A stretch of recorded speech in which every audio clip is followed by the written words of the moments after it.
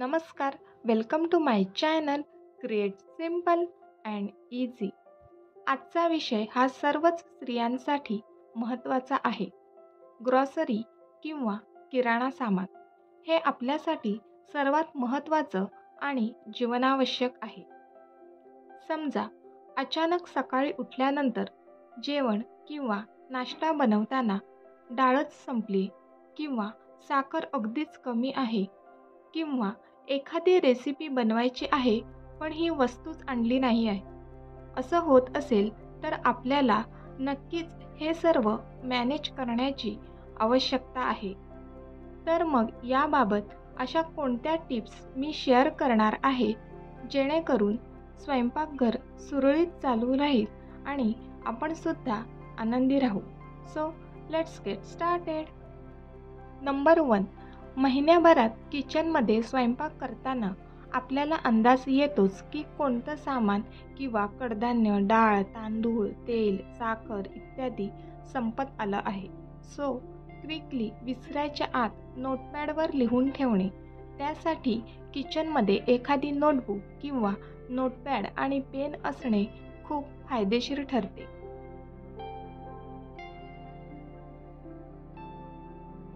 दुसरा ऑप्शन असा आहे की डिजिटली नोट डाऊन करा, म्हणजे मोबाईलमध्ये लिस्ट करू शकता. यासाठी नोट हे ॲप किंवा व्हॉट्सअपमध्ये तुम्ही टाईप करू शकता. मागच्या व्हिडिओमध्येच मी मोबाईल स्मार्टली कसा यूज करू शकतो यावर डिटेल व्हिडिओ केला आहे. तुम्ही पाहिला नसेल तर नक्की पहा.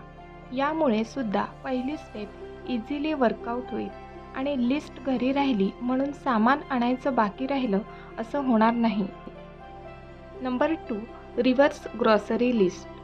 नुकतीच मला ही कन्सेप्ट नव्याने समजली आहे आणि ही खरंच चांगल्या प्रकारे वर्क होते. कोणतं सामान संपलं आहे याची लिस्ट आपण बनवतो. त्यासोबतच कोणकोणत्या गोष्टी आहेत हे सुद्धा चेक करणं तितकंच महत्त्वाचं ठरतं. यामुळे आपले पैसे वाचतातच, त्याचबरोबर कडधान्य किंवा इतर सामान वाया जात नाही. हीच पद्धत जेव्हा आपण भाज्या आणण्यासाठी मार्केटमध्ये जातो तेव्हा अप्लाय करू शकतो, म्हणजे भाज्या वाया जाणार नाही आणि तिथेसुद्धा पैशांची बचत होईल. Next, organisation. हा शब्दच मला खूप आवडतो. ऑर्गनायझेशनमुळे सर्व घर टापटीप राहतं. मग ग्रॉसरी ठेवताना तीसुद्धा व्यवस्थित ऑर्गनाईज करून ठेवली तर किचनमधील आपला वेळ वाचेल, काम करताना इझी पडेल आणि किचनसुद्धा टापटीप राहील. इथे मी कॅटेगरी वाईज सर्व सामान वेगवेगळं ठेवत आहे. उदाहरणार्थ सर्व कडधान्य, डाळी, तांदूळ, स्नॅक्स, मसाले, ब्रेकफास्ट रिलेटेड, ड्रायफ्रूट्स आणि क्लिनिंग इसेन्शियल. आता मी ग्रॉसरी कशी ऑर्गनाईज केली आहे ते स्टेप बाय स्टेप एक्सप्लेन करते. तर फ्रीजमध्ये मी सर्व कडधान्य की जे ओपन केलेले आहेत ते ठेवते, कारण दमट वातावरणामुळे त्यांना बाहेर कीड लागते. त्यासोबतच शेंगदाणे, सुकं खोबरं, लाल सुक्या मिरच्या, ड्रायफ्रूट्स हे सुद्धा मी फ्रीजमध्येच ठेवते. त्यासोबतच रेडीमेड गरम मसाले आणि वेगवेगळ्या प्रकारचे सॉस जे की कधीतरीच यूज केले जातात, हे सर्व फ्रीजमध्ये ठेवते. नेक्स्ट, जे सामान जास्त प्रमाणात भरलं आहे किंवा जे पॅकेट अजून ओपन केले नाही आहेत ते सर्व सामान मी अशा मोठ्या डब्यामध्ये ठेवते. किचनमध्ये जर एकही कॅबिनेट नसेल तर आजकाल मार्केटमध्ये छान चौकोनी बास्केट मिळतात, त्यामध्ये आपण ग्रॉसरी ठेवू शकतो किंवा अशा मोठ्या डब्यांचा सुद्धा ग्रॉसरी ठेवण्यासाठी छान उपयोग होऊ शकतो. आता या दुसऱ्या डब्यामध्ये सर्व स्नॅक्स रिलेटेड जसं की मखाना, सर्व प्रकारचे बिस्किट्स, पास्ता, मॅगी एक्सेट्रा असं सर्व काही यामध्ये ठेवते. आणि या पुढच्या डब्यामध्ये महिन्याभरासाठी जेवढा तांदूळ लागतो तो इथे ठेवतो. त्यानंतर जे क्लिनिंग इसेन्शियल प्रोडक्ट आहेत ते कसे ऑर्गनाईज करून ठेवते ते पाहूया. हे पुढील डबे नेहमी यूज केले जातात, पण त्यामागील जागा व्यवस्थित युटिलाइज व्हावी यासाठी सगळे एक्स्ट्रा क्लिनिंग प्रोडक्ट मी एका कार्डबोर्ड बॉक्समध्ये व्यवस्थित ऑर्गनाइज करून ठेवले आहेत. जसं की टूथपेस्ट, साबण, भांड्यांचा साबण, हँडवॉश, शॅम्पू, स्क्रबर एक्सेट्रा अशा सर्व एक्स्ट्रा वस्तू मी या कार्डबोर्ड बॉक्समध्ये ठेवते. यामुळे ते काढताना आणि मला ठेवताना सुद्धा इझी जातं. आणि नेहमी लागणाऱ्या वस्तू जसं की साबण, टूथपेस्ट हे बाथरूममध्ये एक शेल्फ आहे तिथे ऑर्गनाइज करून ठेवते. नेहमी लागणाऱ्या गोष्टी जसं की कपड्यांचा किंवा भांड्यांचा साबण किंवा साखर, तांदूळ जर आपण जास्त प्रमाणात घेत असू आणि त्यावर चांगली ऑफर असेल तर ती नक्कीच ॲक्सेप्ट करायला हवी, कारण ती पुढच्या महिन्यात सुद्धा लागणार आहे. यामुळे आपली कितीतरी पैशांची बचत होऊ शकते. आणि समोरील डब्यामध्ये ओपन केलेले पॅकेट्स जसं की स्नॅक्स आणि ब्रेकफास्ट रिलेटेड जे सामान आहे ते ठेवते, जेणेकरून नेहमी घ्यायला ते इझी पडतं. किचनमध्ये जागा कमी असेल तर प्रत्येक वस्तू वेगवेगळ्या डब्यात ठेवणं हे अवघड जातं, तर ही आयडिया नक्कीच युजफुल ठरते. त्यानंतर सर्व गरम मसाले मी काचेच्या बरण्यांमध्ये ठेवणे प्रेफर करते, कारण ते जास्त काळापर्यंत टिकतात आणि त्याचा स्मेलसुद्धा छान प्रकारे टिकतो. आणि अशा शेल्फवर मी सर्व गरम मसाले अरेंज करून ठेवते.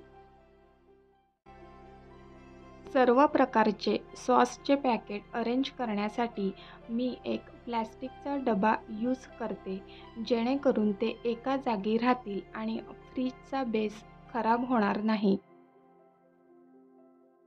आणि जे पदार्थ आपण कमी यूज करतो किंवा त्याची शेल्फ लाईफ अगदी कमी असते, तर असे पदार्थ किंवा सामान ते छोट्या क्वांटिटीमध्येच परचेस करावे, जेणेकरून ते वाया जात नाही.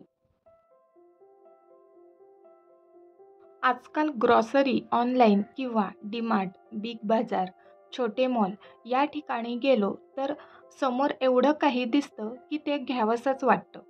आमच्यासोबत सुद्धा असंच काहीसं व्हायचं, पण काही महिन्यांपासून ते खूप कमी केलं आहे. मैदा प्रोडक्ट तर खूपच कमी केले आहेत. त्याऐवजी गव्हाचे किंवा ओट्सचे बिस्किट, रव्याचा पास्ता, गव्हाच्या पिठाची मॅगी हे सुद्धा अगदी कमी प्रमाणात, म्हणजे महिन्याभरासाठी फक्त एवढंच असतं. आणि घरीच वेगवेगळे स्नॅक्स किंवा केक मी करते. स्नॅक्ससाठी रॉ मटेरियल जसं की मखाना, कुरमुरे, ड्रायफ्रूट्स, राजगिरा, चणे, शेंगदाणे एक्सेट्रा हे ग्रॉसरी लिस्टमध्ये असतं. ड्रायफ्रूट्स किंवा अख्खे गरम मसाले हे आम्ही थोडे जास्त प्रमाणात घेतो. ड्रायफ्रूट्समुळे खूप चांगले बेनिफिट्स मिळतात. ते मी ब्रेकफास्टमध्ये घालून खाण्यासाठी देते किंवा लाडू बनवून खाल्ले तरी चालतात. आणि प्रोटीन पावडर मी घरीच बनवते, तीसुद्धा हेल्थसाठी चांगली असते. घरी जर कोणी एक्सरसाइज करत असतील किंवा शरीर कमकुवत असेल तर डेली नक्कीच प्रोटीन पावडर घ्यायला हवी, आणि ही पावडर घरी केल्यामुळे ती कमी खर्चात होते. तसेच मी रेडीमेड गरम मसाले घेणेसुद्धा आता खूपच कमी केले आहे. त्याऐवजी अख्खा गरम मसाला मी जास्त प्रमाणात भरते आणि त्याचेच घरी पावडर करते, जसं की धणे पावडर, जिरे पावडर, सांबार मसाला. आणि काही दिवसांपूर्वी मी दाबेली मसाला घरीच बनवला आणि तो सुद्धा खूपच छान झाला होता. अशा प्रकारे फ्रेश गरम मसालेसुद्धा आपल्याला मिळतात आणि त्याची चवसुद्धा तितकीच छान लागते.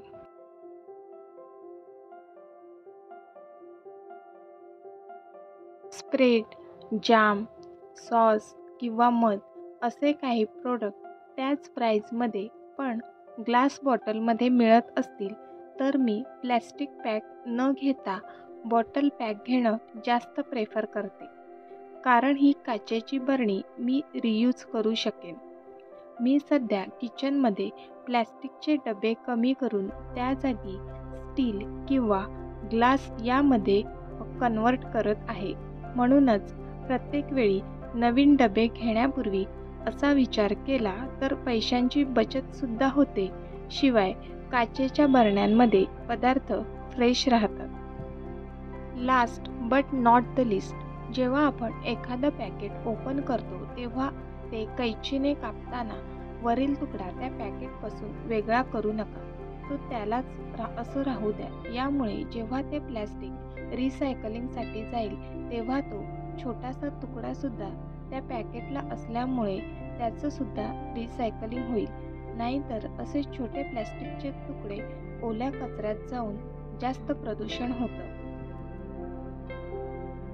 ओव्हरऑल काय तर ग्रॉसरी मॅनेजमेंटमुळे पैशांची बचत होते, कोणतेही सामान वाया जात नाही आणि ते ऑर्गनाइज करून ठेवल्यामुळे किचनमध्ये की आजचा व्हिडिओ तुम्हाला नक्कीच आवडला असेल.